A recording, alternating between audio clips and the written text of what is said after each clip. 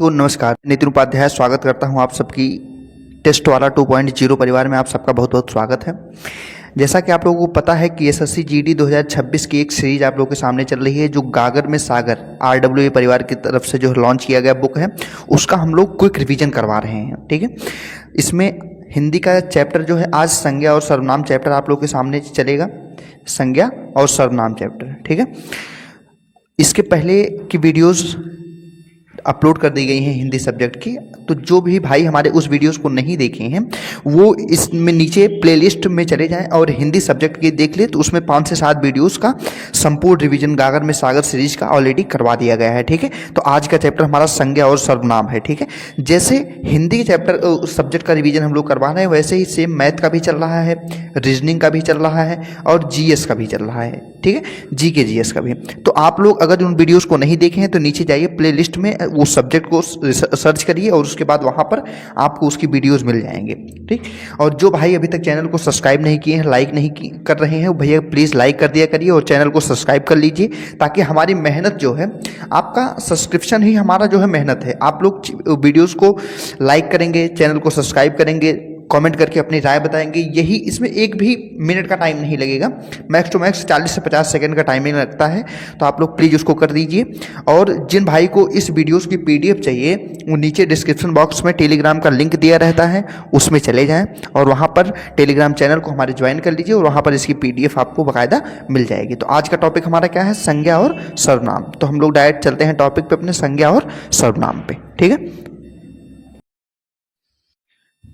तो आप लोग के सामने जो है संज्ञा और सर्वनाम वाला चैप्टर आप लोग के सामने यहाँ पे आज 10वीं वीडियो इसकी ऑलरेडी आप लोगों के सामने बन रही है। ठीक है, संज्ञा और सर्वनाम की। तो हम लोग डायरेक्ट देखते हैं, चीज़ों को समझने की कोशिश करते हैं। पहले क्या है पॉइंट? संज्ञा आपको पता है कि कितने प्रकार के होते हैं संज्ञा? आप लोग कमेंट में बताएंगे कि संज्ञा हिंदी में कितने प्रकार के होते हैं, और हिंदी में संज्ञा कितने प्रकार के होते हैं कमेंट करके आप लोगों को बताना है। ठीक, आगे देखते हैं। संज्ञा मुख्य रूप से 5 भेद है, देखो यहाँ पे दे दिया ऑलरेडी, तो कमेंट क्या ही करोगे आप लोग। नंबर 1 व्यक्तिवाचक संज्ञा, जिसमें व्यक्ति, किसी व्यक्ति विशेष की नाम लिया जाए, स्थान का नाम लिया जाएगा। ठीक है, वस्तु का नाम लिया जाएगा तो उसको व्यक्तिवाचक कहेंगे। जैसे महात्मा गांधी, दिल्ली, रामायण, हिमालय, मतलब जो अपने आप में यूनिक एक ही हो, उसके जैसे और अन्य ना हो, वो अपने आप में व्यक्तिवाचक।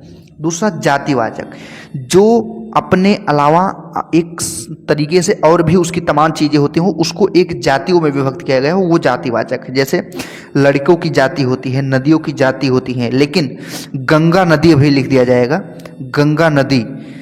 गंगा नदी कमेंट करके बताइए, आप लोग अगर पढ़े हैं इसके पहले तो बताइए गंगा नदी क्या है, गंगा नदी कौन सी संज्ञा है, आप लोग बताएंगे। ठीक है, तो ये जातिवाचक की बात कर रही है कि जब एक के तरह से एक से अधिक चीज़ें होंगी तो उसको बोलेंगे हम लोग जातिवाचक।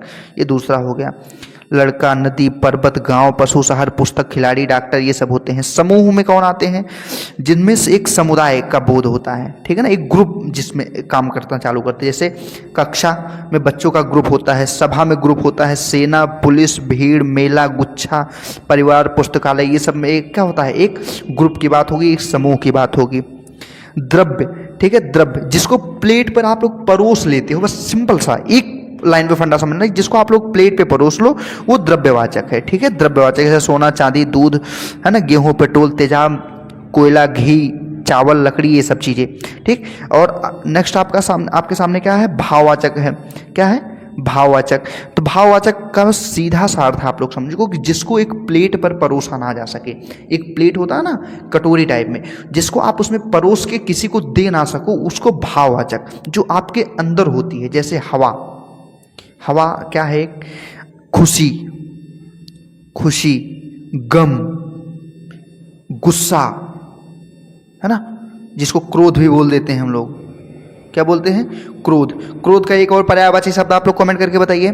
क्रोध का एक पर्यायवाची शब्द आप लोग कमेंट करके बताइए कि क्या होगा क्रोध का पर्यायवाची शब्द। ठीक, तो ये तो आपका संज्ञा हो गया। अब सर्वनाम क्या कह रहा है? भाववाचक संज्ञा का निर्माण कैसे होता है? जातिवाचक संज्ञा से होता है। कैसे? जैसे लड़का है तो लड़कपन, ये क्या आ गया आपका? लड़कों की जातियां होती हैं, तो कभी कभी भाववाचक संज्ञा जो है जातिवाचक संज्ञा से भी बन जाता है, ठीक है ना। तो कैसे, तो जैसे लड़कों की जातियां होती हैं तो लड़कपन ये अपना एक भाव है आपका, ठीक है।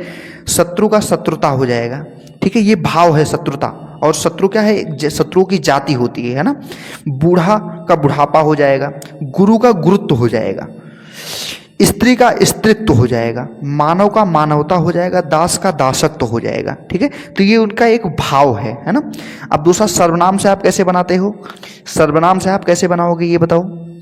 सर्वनाम से अपना का अपनापन होता है, अपनत्व होता है, निज का निजत्व या निजता होता है, सर्व का सर्वस्व होता है, मम का ममत्व होता है, ठीक है। मम का क्या हो जाएगा, ममत्व हो जाएगा। अब विशेषण से कैसे बनता है, गर्म से गर्मी, गरीब से गरीबी, मीठा से मिठास, कंजूस से कंजूसी, लाल से लाली, हरा से हरियाली, दुर्बल से दुर्बलता और मधुर से मधुरता या माधुर्य, है ना। ये अपने आप में विशेषण से क्या बन जाता है, एक भाववाचक संज्ञा बन जाती है, राइट, भाववाचक संज्ञा। क्रिया से क्या बनता है, क्रिया से चढ़ना का चढ़ाई, मारना का मार होता है ना। ये मार अपने आप में शब्द क्या है, एक भाववाचक संज्ञा है। जीता का जीत, हंसना का हंसी, थकना का थकान, कमाना का कमाई होता है, घबराना का घबराहट, और गिरना का क्या होगा, गिरावट हो जाएगा, क्या हो जाएगा, गिरावट हो जाएगा, राइट। अव्यय से कैसे बनेगा, निकट से निकटता या नैकट्य होगा, शाबाश से शाबाशी, परस्पर से पारस्परिक, नीचे से नीचाई, दूर से दूरी होता है, और मना से मनाही होता है। तो ये शब्द अपने आप में आपके क्या हो जाएंगे, ये अव्यय से बने हुए शब्द हो जाएंगे, ठीक। तो आगे देखते हैं सर्वनाम के भेद के बारे में। सर्वनाम के बारे में थोड़ा भाई आप लोग डिटेल में याद रखना, क्योंकि इसके नंबर के बारे में जरूर पूछता है सर्वनाम का ना। सर्वनाम के कितने भेद होते हैं भैया, 6 भेद होते हैं, 6 सर्वनाम के भेद होते हैं। और कितने प्रकार होते हैं, जब सर्वनाम के प्रकार पूछेगा तो आपको 11 बताना है, जब सर्वनाम के भेद पूछेगा तो आपको 6 बताने हैं। याद रखना, भेद 6 होते हैं और उसके प्रकार कितने होते हैं, 11 होते हैं, ठीक। अभी कौन कौन से आप लोगों के सामने आएगा, ठीक है। क्या कह रहा है कि सर्वनाम के 6 भेद हैं और हिंदी में 11 प्रकार के सर्वनाम हैं। मैं, तू, आप, जो, सो, यह, वह, क्या, कौन, कोई और कुछ, ये सब सर्वनाम हैं 11। प्रयोगानुसार सर्वनाम के 6 भेद और 3 पुरुषवाचक उपभेद होते हैं। कैसे, पुरुषवाचक में नंबर 1, जिस सर्वनाम का प्रयोग वक्ता या लेखक के द्वारा, जैसे मैं, तुम, यह, वह, ये सब क्या है, एक पुरुषवाचक सर्वनाम है, ठीक है। उदाहरण में, मैं कल दिल्ली जाऊंगा, ठीक है, एक उदाहरण है। तो तुम एक बहादुर लड़के हो, ये सब इसके क्या है, पुरुषवाचक सर्वनाम के उदाहरण है आपके सामने।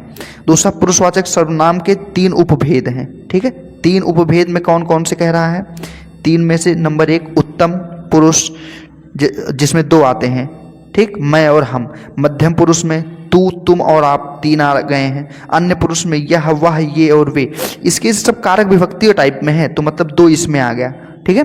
तू के साथ में तुम भी आ जाएगा और आप अलग से हो जाएगा। तो आप जो है ये मध्यम पुरुष में आएगा, ठीक। मैं और हम बस ये दोनों आते हैं उत्तम पुरुष में, तो इसको याद रखना है। दूसरे नंबर पे निजवाचक, आप, स्वयं, अपने आप, ये सब क्या है, मैं अपने आप से ही हिंदी सीख गया, मैं अपने आप से ही हिंदी क्या हो गया, सीख गया, ठीक है। मैं अपने आप से ही हिंदी सीख गया हूँ। तो इसमें आपके सामने जो दिया गया है निजवाचक, खुद स्वयं की बात जब करेगा। मैंने स्वयं ही रोटी पकाई है, मतलब मैंने अपने आप रोटी पका ली, किसी की मदद की आवश्यकता नहीं पड़ी। निश्चयवाचक में, जिस सर्वनाम में वक्ता किसी वस्तु का निश्चित बोध होता है, उसे या पास हो या दूर हो, तो उसको निश्चित सर्वनाम कहेंगे हम लोग। क्या बोलेंगे, निश्चित सर्वनाम बोल देंगे, है ना, निश्चित सर्वनाम बोलेंगे। आगे देखते हैं हम लोग, यहाँ पे क्या दिया है, कह रहा है जैसे एग्जाम्पल में निश्चित के लिए यह, वह या वे, ये सब निश्चित के हैं। उदाहरण देख लो, यह पुस्तक है, ये पास की वस्तु कह रहा है। वह अच्छी पुस्तक है, ये दूर की वस्तु के लिए बोल रहा है। वह अच्छी पुस्तक है, दूर की वस्तु के लिए। वह पेन मेरा नहीं है, वह पेन मेरा नहीं है, ठीक है। ये सब निश्चितवाचक के लिए है।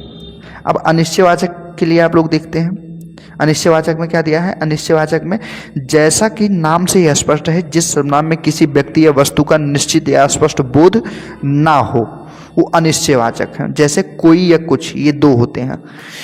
ऐसा ना हो कि कोई आ जाए, यहाँ पर जैसे आप कोई काम चोरी छुपे करने के लिए गए हो, वहाँ पे कोई व्यक्ति, आप डर रहे हो ना कि ऐसा ना हो कि कोई आ जाए। घी में कुछ मिला, भैया घी में कुछ मिला। जैसे कोई मित्र है, अपने किसी परम मित्र से मिलने के लिए गया है, तो वो एक सुरक्षित स्थान ढूंढता है ना कि कहीं ऐसे रेस्टोरेंट में चलते हैं जहाँ पे कोई और ना देखे हमको और आपको, है ना। वो चाहे पर्दे के पीछे, चाहे 200 चाहे 500 रुपये ही फीस क्यों ना लग जाए उसकी, ठीक है, लेकिन जाएंगे तो वो एकदम सुरक्षित स्थान पे ही, ताकि कोई दूसरा उनको तीसरा ना देख पाए। वो 2 लोग तो ऑलरेडी है ये हैं, कोई आ गया रहा है, ठीक है। तो ये अनिश्चितता की बात हो रही है कि कौन आ रहा है कुछ पता नहीं, लेकिन किसी के बारे में डर तो लग रहा है ना माइंड में, वो बातें हैं। अब संबंधवाचक सर्वनाम कह रहा है कि जिस सर्वनाम से 2 व्यक्ति या वस्तु के बीच परस्पर एक दूसरे का संबंध स्थापित या प्रकट हो, उसे संबंधवाचक सर्वनाम कहते हैं। क्या कहते हैं? संबंधवाचक। जैसे जो सो या जिसको उसको, है ना। आप लोग कमेंट करके बताइए कि इसके बीच में ये जो चिन्ह लगा हुआ है, ये कौन सा चिन्ह है? ये चिन्ह जो लगा हुआ है, ये प्रतीक चिन्ह किसका है? ये आप लोग कमेंट करके बताएंगे। उदाहरण क्या है? जो बोओगे सो काटोगे। वह कौन है जो रो रहा है? वह कौन है जो रो रहा है? जो कल आएगा सो इनाम पाएगा। 15 अगस्त या 26 जनवरी का माहौल है, उसमें प्रिंसिपल साहब ने कहा कि भैया कल जो जो बच्चा यहाँ पे आएगा और परफॉर्मेंस करेगा, उनको डेफिनेटली कोई ना कोई पुरस्कार यहाँ पर डेफिनेटली दिया जाएगा। ठीक, लास्ट में है 6वां प्रश्नवाचक सर्वनाम की बात कर रहा है। कह रहा है कि प्रश्न करने के लिए जिन सर्वनामों का प्रयोग किया जाता है उनको हम क्या कहते हैं? प्रश्नवाचक सर्वनाम कहते हैं। ठीक है, प्रश्न का जिससे बोध होता है उसे प्रश्नवाचक कहेंगे। जैसे कौन, कहाँ और क्या, है ना, ये प्रश्नवाचक है। उदाहरण में, तुम कहाँ जा रहे हो, वहाँ कौन खड़ा है, तुम क्या खा रहे हो, है ना, तुम क्या खा रहे हो, ये सब प्रश्नवाचक के हैं। तो आई होप आपको आज जो है ये वाला टॉपिक अच्छे से समझ में आ गया होगा। ठीक है, तो आगे के लिए आज संज्ञा और सर्वनाम आपका हो ही गया, तो आगे बहुत नहीं बच रहा है, बस 3 चैप्टर्स मैक्स टू मैक्स। एक संधि बची हुई है शायद, है ना, अभी संधि नहीं करवाई गई है, तो संधि कल के चैप्टर में हम आप लोगों के सामने संधि भी लेकर चले आएंगे।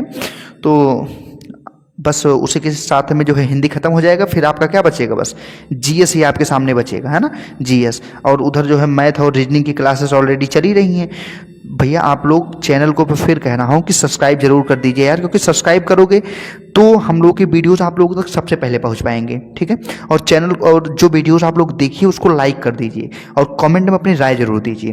ठीक है, तो मिलते हैं नेक्स्ट वीडियो पे, तब तक के लिए बने रहिए और पढ़ाई करिए। ठीक है, पेपर अब बहुत दूर नहीं है, पेपर नज़दीक आ गया है और इस बार उसको क्रैक करना ही है किसी भी कंडीशन में। जो 20 क्वेश्चन आपका हिंदी का आता है, इस 20 में से 20 क्वेश्चन आपको करके आना ही आना है, किसी भी कंडीशन में, किसी भी सिचुएशन में। ठीक है, गागर में सागर जो सीरीज आपको लॉन्च की गई है और इसका पूरा रिवीजन जो हम लोग करवाने की जिम्मेदारी उठाए हैं, इसका मतलब ये है कि 20 में 20 हिंदी तो करके आना है किसी भी कीमत पर। ठीक है, चलिए, धन्यवाद।